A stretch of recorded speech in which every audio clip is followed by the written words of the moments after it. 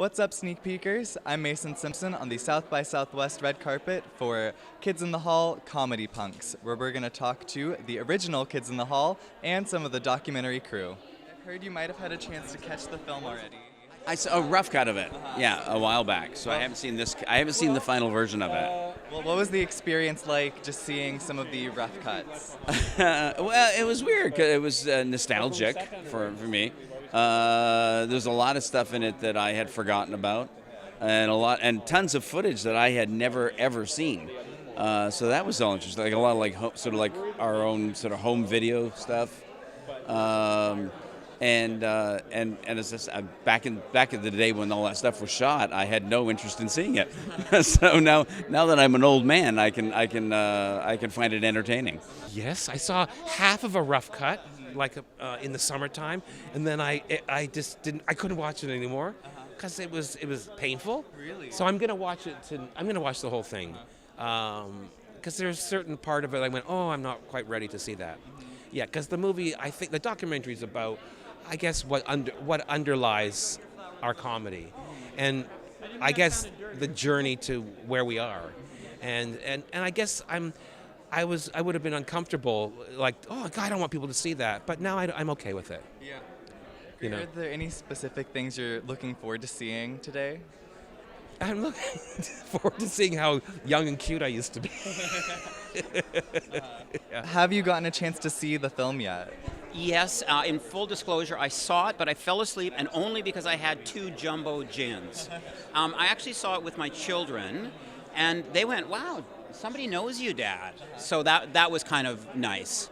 Yeah. Great. And what was the interview process like going into the film? Well, we'd been followed around for years by Nick McKinney, who's Mark's brother, who's one of the filmmakers.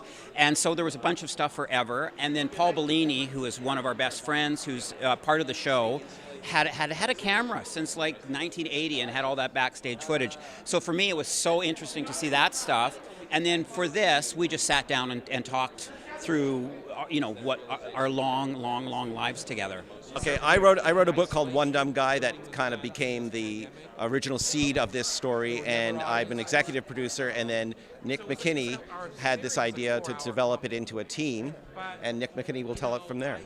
Yeah, so I had been working on getting a doc together about the kids, heard that Paul and I got wind of each other, we formed Common Cause, and then I saw Reg's Alice Cooper documentary, and I was like, that guy gets it. Yeah. And, that's... I went into a Zoom interview with these guys, and at the end I was worried, are they going to not want to hire me because my name is Reg?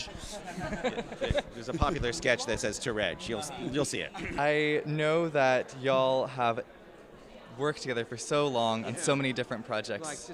Since we were young, like Dave was like a teenager. Was that a question? I can't remember. Oh, I'm just wondering, what's it been like getting back together at this point? In a strange way, effortless. It's like family, you know what I mean? Like you go, I haven't seen my family in years, but the moment you're there, it all comes back quickly. It's muscle memory, and so it was wonderful. I mean, the pandemic made everything very, very difficult, but once we were freed from the strictures of the pandemic and we were allowed to shoot, that was pure joy because we got to do what we do, and what we do is we just all we really try to do is make each other laugh, and we find that quite often makes other people laugh, but we're really only doing it for each other. Well, we don't sit around talking about comedy or our impact or any of that stuff, so it was actually kind of fascinating for me to realize how smart my brothers are and to hear them talk about their work. Because we never talk about our work, it's so creepy, right? To talk about, let's talk about our impact. So that was nice. It was touching in that regard. I guess we seeing us some of the really early stuff going. I think we seemed kind of adorable and naive, and at the time we thought we were gritty and cynical, but we just sort of seemed cuddly and adorable. What do you think of yourselves now? How would you describe that? I think right now I think of us as probably not here much longer. Well, look at us. We're all in I'm 59. I'm the youngest. If we get another 20 years, that's going to be pretty good. So, so I think now it's just a matter of trying to try to enjoy all the things that we've done in our lives, and and try to find things to stay interested in going forward for as long as we're all healthy enough to work. And I think we're finding that we still bring out the best in each other creatively.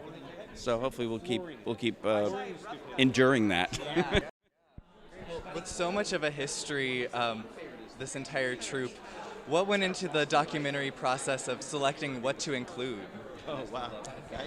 That's a big one. I would say that the biggest wade that we had to do, because Reg's wife Cindy was our archive producer, but Paul Bellini, who was a writer on The Kids in the Hall, has been filming them for 40 years. So we had all this raw material going back. There's some of it on antique video. You know what I mean? Like it was Yeah, we had to preserve stuff, and so that was probably the biggest linchpin to making it like a fantastic documentary. Is that material was just there and no one had seen it.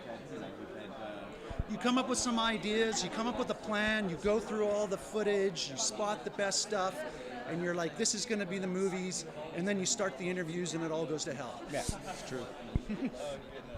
Well, kind of building off of that, what do y'all think that this film has to offer original fans and some newcomers to Kids in the Hall? I think it is an opportunity for people to see just how important this troupe is. You look at troupes like the Marx Brothers and Monty Python and so on. They happen to hit with their feature films. The kids didn't, but that doesn't mean they don't have a body of work that is as much a cultural force as those troupes were. I remember Eddie Izzard in the interview was saying that they thought that the Kids in the Hall were the next from Python. So I thought and they were blown away to hear that. Like the Kids in the Hall were blown away to hear that from Eddie. So that was kind of, I felt proud of them to hear that. That was nice. And I would also add that I think particularly in 2022, for new audiences to see how important satire is, how important good cutting social commentary is hugely valuable. And then for the people who know the troupe, I think that the story of the troupe over 40 years with up and this and that, all of that will be something that they've never seen before. So. Great. Well, just wrapping up, curious to know, do you have any advice for young filmmakers and upcoming industry people? Young filmmakers? Yeah, said like in the old days, they would say, don't trust anyone over 30. Now I just say, don't trust each other. Your generation's too vicious. Just ignore each other and do whatever the you want to do. Yeah, and try to find some sliver of space in this world to differentiate yourself from the mob. Yes, do what only you can do. That's advice that I have actually not given myself enough, but do what only you can do. So that's the thing, that you can't make everybody happy. You only can make yourself happy and your partners happy, and that's it. And hopefully other people will like it. But you have to remember that you can't do that, because then it becomes pandering and it becomes patronizing in a way. And but we're very honest with each other. We're brutally honest. Yeah. Any other closing words of advice to young filmmakers out there? Well, yes, I would say, when you're making your film, be very careful of the craft table. It's not your friend. Everybody gets giddy when they see all this free food around, but just remember, try to behave. You don't start a movie one way and end it the other. Control yourself with the craft table. That's my biggest advice.